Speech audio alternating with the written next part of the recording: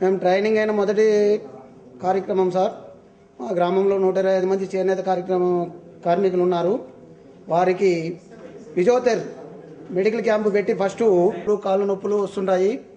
దానికి physiotherapy medical camp పెట్టి దాన్ని ఎక్సర్సైజ్ ఎట్లా చేస్తే ఆ నొప్పులు అనేది పోతాయనే దాని మీద మొదటి కార్యక్రమం చేశాం సార్. రెండో కార్యక్రమం 35 మంది చేనేత కార్మికులకు వాళ్ళు తీసుకున్న రుణమాపిడి 7 సంవత్సరాలుగా నిలబడిపోయింది. 5,32,000 అపార్ట్ కమిషనర్ గారికి లెటర్ పెట్టాము. కమిషనర్ గారి ద్వారా మాకు లెటర్ వచ్చింది, మీరు కలెక్టర్ గారిని కలిసండి అని. కలెక్టర్ గారిని కలిసిన తర్వాత చేనేత పీడీ గారిని పోయి కలసమని చెప్పారు. పీడీ గారు ఆ రుణమాపిడి పూర్తిగా తీసేసేట్టుగా జరిగింది సార్. మూడవది సార్ 5,32,000 సార్ మాఫీ చేయడం జరిగింది సార్ రుణమాపిడి. మూడో కార్యక్రమం మా గ్రామంలో 95 మంది స్వయం సహాయక సంఘాలు ఉన్నాయి సార్. మా గ్రామం నుంచి మండల హెడ్ క్వార్టర్కి పోయి డబ్బులు కట్టాలంటే చాలా ఇబ్బంది పడేవాళ్ళు ఆడవాళ్ళు.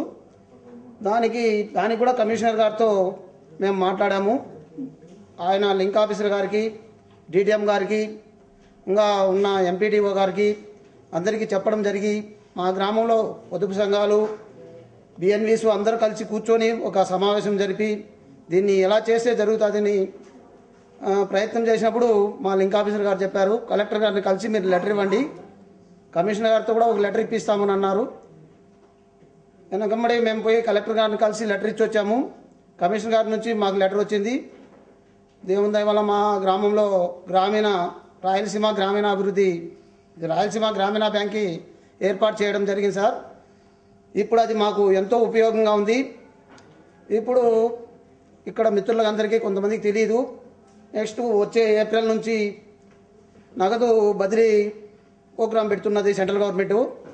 అప్పుడు ప్రతి ఇంటికి బ్యాంక్కి లింక్ ఉండాలని బ్యాంక్ అకౌంట్ చేయమని మా డిటిఎం గారు, లింక్ ఆఫీసర్ గారు చెప్పారు.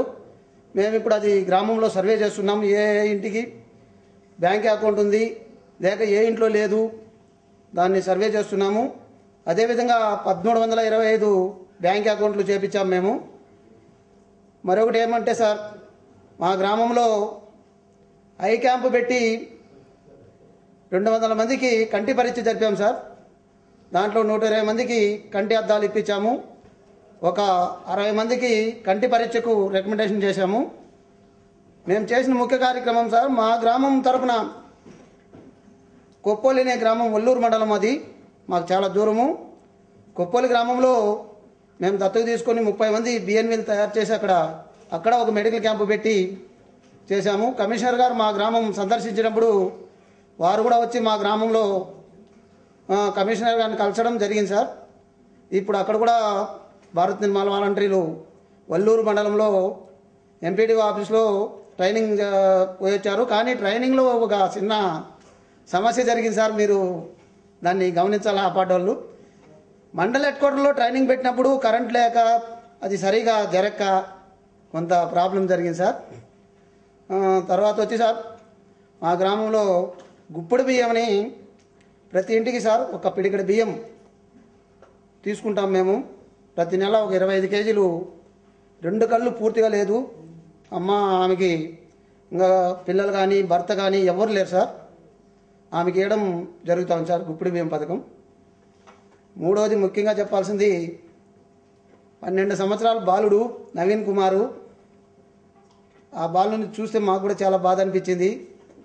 అతనితో కూడా వెనకమ్మడి నేను హైదరాబాద్కి వచ్చాను. ఒక్క తడవ పాస్ పోయాడంటే కనీసం ఇంత రక్తం పోతుంది సార్ అతనికి, పిల్లోనికి. 6 బాటలు రక్తం ఎక్కించాము ఇక్కడే. అపాటు కూడా వచ్చిన్నాం మేము. అపాటు సార్లందరినీ కలిసాము. కమిషనర్ గారు దయతలసి ఇక్కడున్న మిత్రులకు అందరికీ ఒక విషయం చెప్తున్నాను. రేపటి రోజున రేపు ఇదే టయానికి 10,000 ఇచ్చేట్లుగా ఇప్పుడే పిలిచి చెప్పారు. మేము కూడా ఊర్లో గ్రామంలో ప్రతి ఇంటికి తిరిగి డొనేషన్ తరఫున 25,000 బిఎన్వీలు వసూలు చేసి ఇవ్వడం జరిగింది.